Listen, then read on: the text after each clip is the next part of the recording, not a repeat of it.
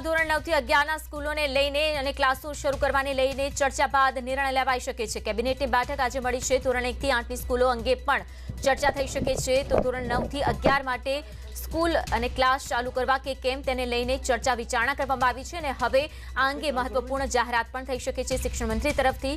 તો press conference પણ રાખવામાં આવી છે જ્યાં ધોરણ 1 થી 8 ના વર્ગો શરૂ કરવા કે કેમ તે વિષય પર પણ ગહન ચર્ચા કરવામાં આવી છે। તો આ સાથે સાથે ટ્યુશન ક્લાસીસને લઈને પણ જે સંચાલકો તરફથી કેટલીક રજૂઆતો કરવામાં આવી હતી તે રજૂઆતોને સાંભળવામાં આવી છે અને હવે શું આખરે નિયમો હોઈ શકે છે જો શાળા ખુલે છે। તો આ તમામ વિષય પર હવે પ્રેસ કોન્ફરન્સમાં થોડી જ વારમાં માહિતી આપવામાં આવશે।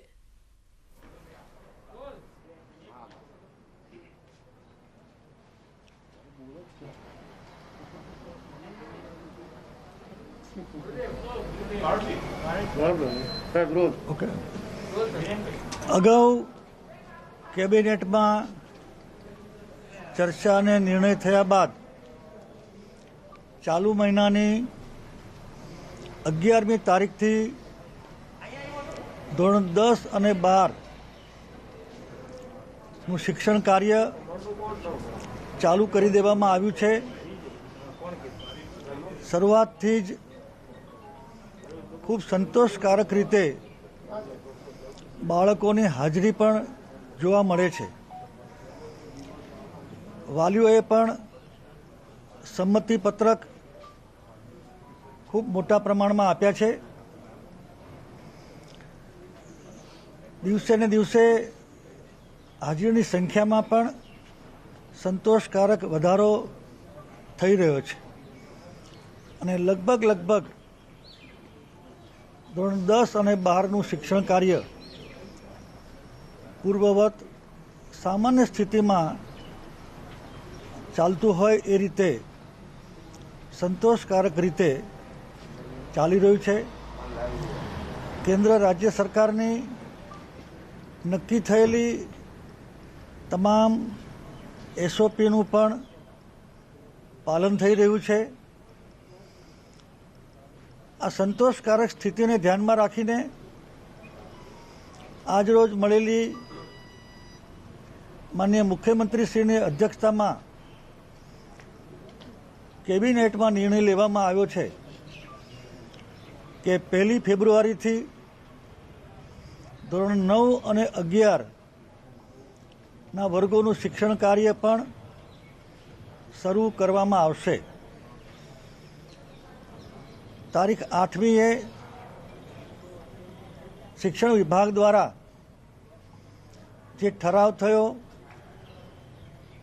જે સૂચનો કરવામાં આવ્યા, જે SOP જાહેર કરવામાં આવી, એ જ સૂચનો એ જ SOPનું ચુસ્તપણે પાલન 1 તારીખથી શરૂ થતું ધોરણ 9 અને 11ના શિક્ષણ કાર્યમાં પણ એ જ લાગુ કરવામાં આવશે। ટ્યુશન ક્લાસ પણ 1 તારીખથી ચાલુ કરી શકાશે। એને પણ રાજ્ય સરકારની SOP સંપૂર્ણપણે પાળવાની રહેશે। ટ્યુશન ક્લાસમાં જેવી રીતે સરકારી ખાનગી 9, 10, 11 અને 12 ચાલુ કરીએ છીએ તેવી જ રીતે ટ્યુશન ક્લાસ પણ 9, 10, 11 અને 12ના જ ચાલુ કરવાના રહેશે। કોલેજ અંગે ઉચ્ચ શિક્ષણમાં બહારથી આવતા અને હોસ્ટેલમાં રહેતા વિદ્યાર્થીઓનું પ્રમાણ એવરેજ 15-20% હોય છે અને સમરસ હોસ્ટેલ હોય, અન્ય સરકારી કે ખાનગી હોસ્ટેલ કોરોના દરમિયાન ક્યાંક COVID-19ના કેન્દ્રો પણ ચાલુ કરવામાં આવ્યા હતા। એ હવે લગભગ ખાલી પણ થઈ રહ્યા છે। આ સંપૂર્ણ સ્થિતિ ની ચકાસણી અને અભ્યાસ કરવા માટે બંને શિક્ષણ વિભાગ અને આરોગ્ય વિભાગના સચિવો આ હોસ્ટેલની સ્થિતિની ચકાસણી અને અભ્યાસ કરીને ત્વરિત રિપોર્ટ આપશે, એટલે ઉચ્ચ શિક્ષણનું કાર્ય પણ હવે પછી તારીખ જાહેર કર્યા બાદ શરૂ કરવામાં આવશે. કોંગ્રેસના પ્રવક્તા મનીષ દોશીએ કહ્યું છે કે ઉચ્ચ શિક્ષણની જે કોલેજો છે, પછી તે ડેન્ટલ હોય કે એન્જિનિયરિંગ હોય, ફીસ માટે દબાણ કરવામાં આવી રહ્યું છે, તો એક સત્રની ફીસ માફ કરવામાં આવે એવી એમની માંગણી છે. એ અંગેની પિટિશન હાઈકોર્ટમાં અત્યારે ચાલુ છે. એ અંગે કહેવું ઉચિત નથી.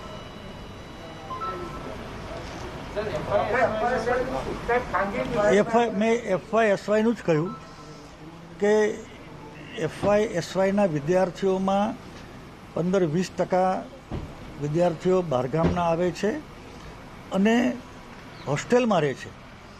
એ હોસ્ટેલમાં COVID-19ના કેન્દ્રો હતા, એ હવે ખાલી થઈ ગયા છે. એને સેનિટાઈઝ કરાવવા, વિદ્યાર્થીઓને એક રૂમમાં 1-2 વિદ્યાર્થીઓની સંખ્યા, આ બધી સ્થિતિનું રૂબરૂ જઈને નીચેથી માહિતી મગાવીને ચકાસણી કર્યા બાદ આ બંને સચિવો ત્વરિત ધોરણે તાત્કાલિક સરકારને રિપોર્ટ આપશે અને તરત જ પછી FY/SYના શિક્ષણ કાર્યની પણ શરૂઆત કરવામાં આવશે.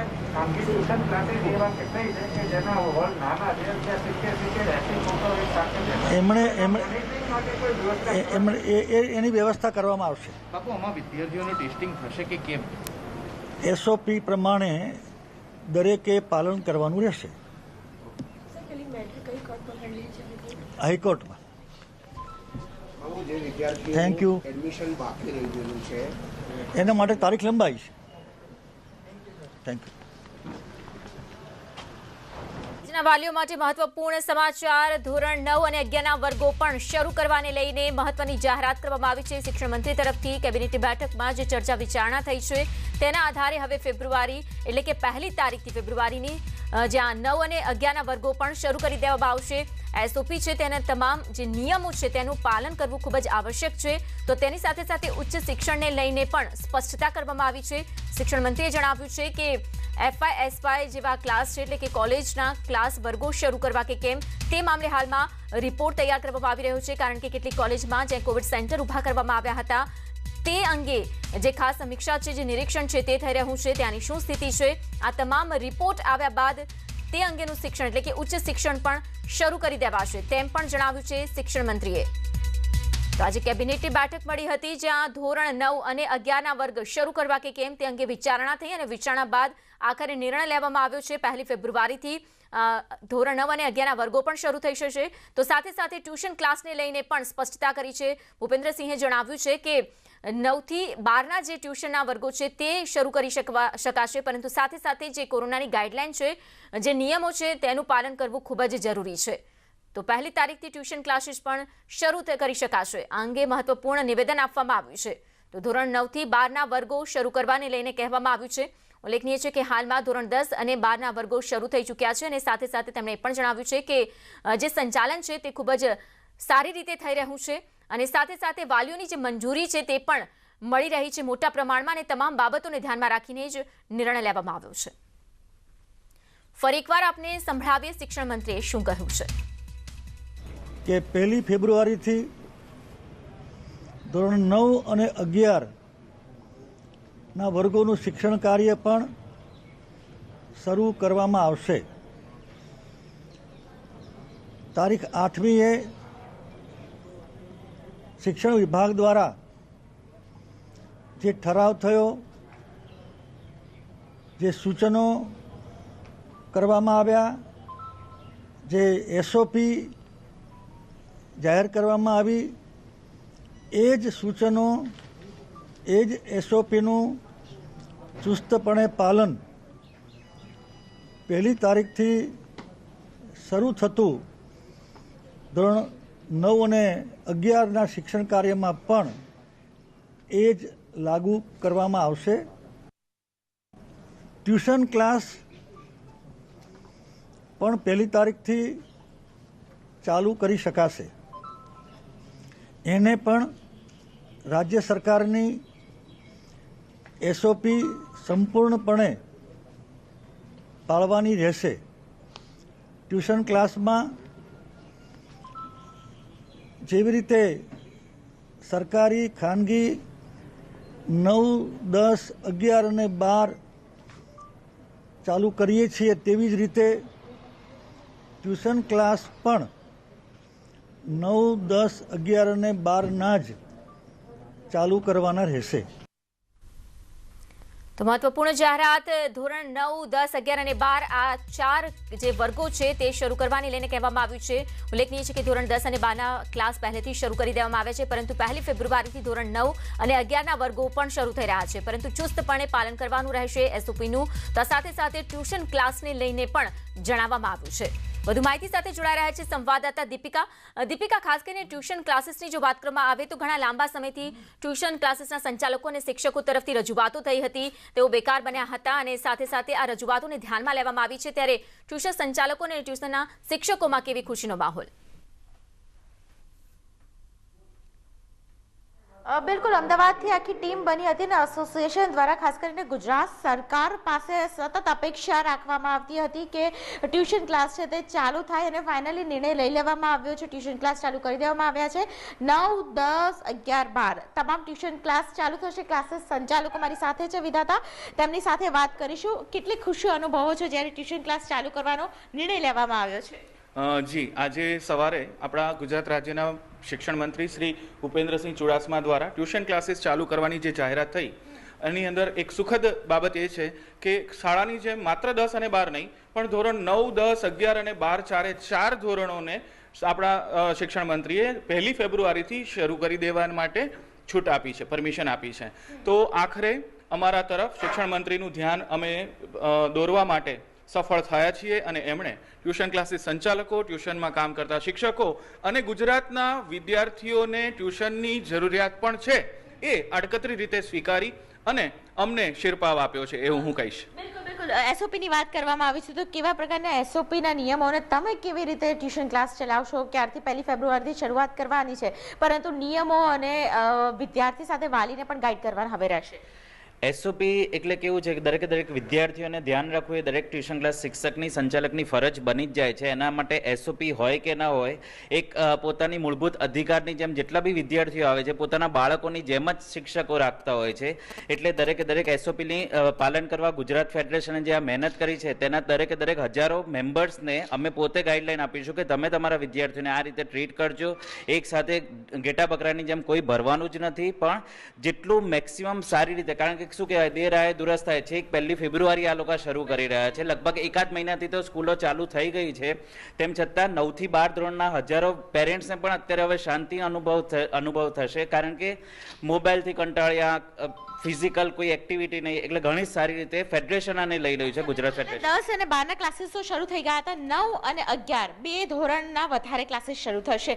તો ઓવરઓલ જે કોર્સની વાત કરવામાં આવે તો કોર્સ કેવી રીતે ફિનિશ કરશો? કારણ કે માર્ચ, એપ્રિલ જ્યારે એક્ઝામનો સમય હોય છે અને તમામની એક્ઝામ હશે ત્યારે કોર્સ તો ઓનલાઈન ચાલતો જ હતો, એટલે ઓનલાઈનમાં 70 થી 80% કોર્સ અમારો પતી ગયો છે. હવે ઓફલાઈનમાં અમે સારી રીતે ભણાવીશું.